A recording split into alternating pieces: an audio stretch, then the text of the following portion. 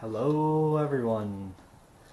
Today I'm gonna do a review on the Daiwa Tatula CT Type R reel.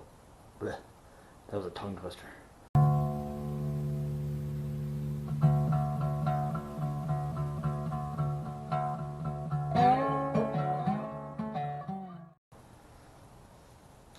Hello everyone. Today I'm gonna do a review on the Daiwa Tatula CT Type R reel. Blech, that was a tongue twister.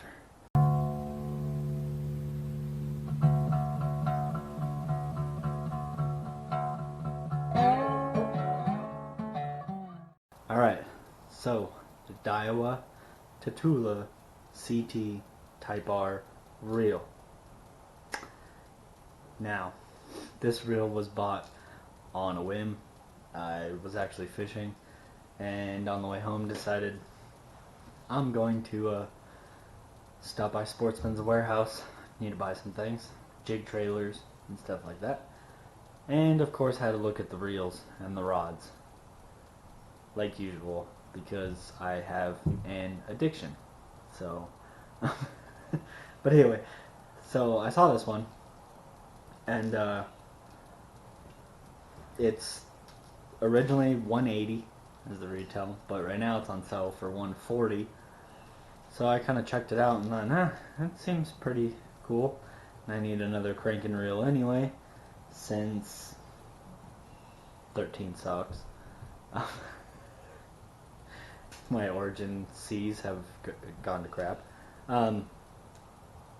But yeah, so I just kind of checked out and I was like, yeah, let's try it out. Hear good things from the Hogfather. Loves his Daiwas. But I was like, yeah, I'll check it out. Heard a bunch of good things anyway, so I did. So let's get to number one, looks of the reel. It looks like a Nissan Type R, or R-Type, whatever one. Yeah, the R-Type. Nissan. That's probably why they call it Type R, huh? But it does. It looks like a flippin' race car. Kind of goofy. Kind of cool, though. I like it.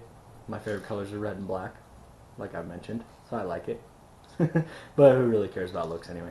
So let's get, number one, I'm going to talk about what I don't like about this reel, because there are actually a couple of things that I don't like about it. Number one, it's heavy as crap. It's like almost 8 ounces. It's like 7.7. That thing's heavy. Yeah, that's just a little crazy. Don't like it. And it's pretty big and bulky. Now, even with it being big and bulky, it's pretty comfortable for a big and bulky reel. A lot more comfortable than the Shimano's I have that are big and bulky. So that's good. But really, those aren't deal breakers on it, I guess. But like I've said, when in the Revo ALX review video or whatever, I like small profile reels and as light as I can get them. So, that's really something that I really like about reels. I don't want to feel them at all. I don't want to really know that they're there. These would just be an extension of your body. But this thing is a little big and bulky and a little heavy, so that's one complaint I have about it. Everything else, though, really is hold on, let me turn this on real quick. Maybe it's okay. It's alright, whatever. It's kind of dark in here, but whatever.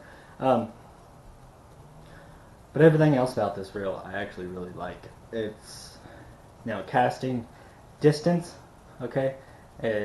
Like I said before, casting distance, not a huge deal. Don't really care all that much.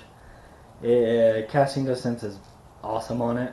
It's a little less than my Revo ALX, but doesn't really matter. It's not how far you cast, it's where you cast, fellers. So, obviously covering water and stuff, though. Do like a long casting reel. But yeah, this sucker definitely casts, it can cast a mile. Just the ALX casts a mile and a half. And a couple other reels I got. But it's actually really good. So I like that. That's good. Super smooth. The retrieve on it super smooth. The hand turning the handle, feel nothing, feels great. Um, Now let's talk about the magnetic braking. Actually, I didn't put this in something that I don't like because it's not that big of a deal. I do like their braking system. That's nice and easy, pretty cool. But at the same time, I don't like it because that's where my finger is always sitting, and I end up turning the brakes up a lot. It's only a couple clicks, and that doesn't really make a big difference.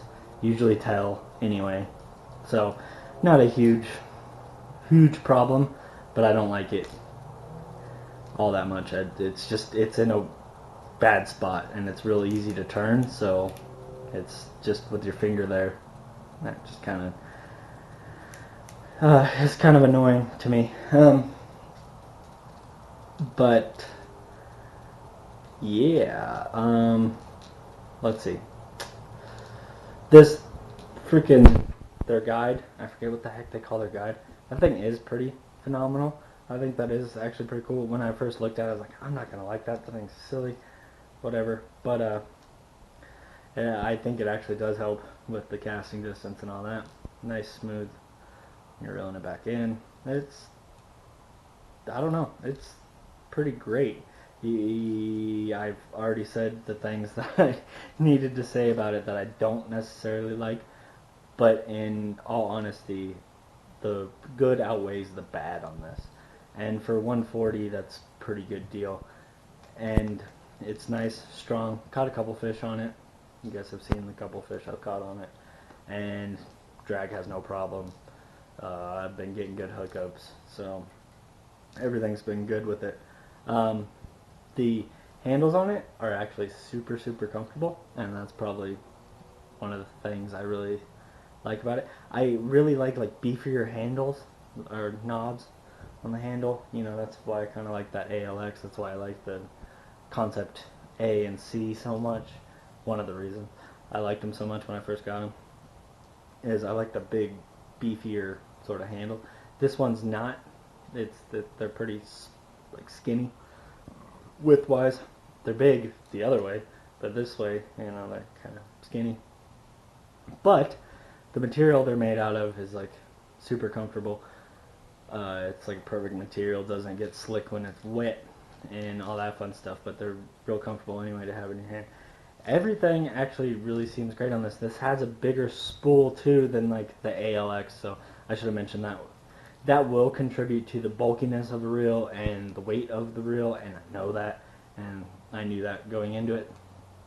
But it has a bigger spool on it, more line, which will be great for deep diving crankbaits, which is what this rod actually has been for the last couple years, is my deep diving crankbait rod. And have switched reels around on it quite a while, but so that's what this reel will actually be doing anyway. So it's great for deep diving crankbaits because you can freaking bomb those things 1.5 miles, so with ease. So it's good to have a bigger spool on them. Yeah, I've had absolutely no problems with this. They're super easy to dial in too. And another thing, actually, I'll mention this, something that I like more than that ALX, because compared to the two rod or reels that I've just got, that ALX and this one, I love both of them actually. Even though I'm kind of seeming like I'm talking bad about this right now, but I'm really not actually. It's really awesome. It's just not the kind of reel that I normally like, but it's real solid. So, and it's been a daily user, and it will continue to be. Actually, I like it that much. So anyway, but the one thing that I don't like about this, I guess, or no, that I like more than the ALX, I should say, is the tension knob on that ALX is ridiculous. I have it tightened all the way, it will not tighten anymore for a 1/2 ounce chatterbait, or 1/2 ounce anything. For a 1/2 ounce weighted lure, I have it tightened completely all the way, and it's still falling, not real fast, but actually usually I keep it pretty fast, kind of like that, and a little bit faster, I guess. But that's as tight as it will go. I couldn't, even if I wanted to, if I was a noob at casting reels and wanted that real slow fall, because that's easy for, you know, for you guys that are just learning to keep it on that real slow fall when you set your tension knob. If I wanted to do that, I couldn't do that with that ALX. So that's something to stay away from if you're a newbie, or if you like having set that tight. Now this thing actually is great. I like the tension knob. It does not click, which I never liked. I like tension knobs and drags that click. The drag clicks, but the tension knob does not. I don't know why. It makes it seem more expensive, and it's working better, which really, technically, it's not. But yeah, I don't know. So it doesn't click, so I don't like that, I guess. But no, this tension knob is actually great, and it has good spool tension. So actually, I have it pretty loose for half-ounce baits for that range that I like. That was just something that I definitely like more than that ALX. But really, I'm gonna be honest. The only thing I really don't like about it is that it is bulky compared to what I normally use. Pretty much everything. This is probably my bulkiest reel right now. More so than even the Shimano that I have as a daily user. And other than my giant swim bait reel, which is supposed to be bulky.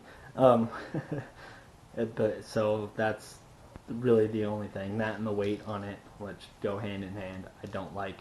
Other than that, this freaking thing is solid.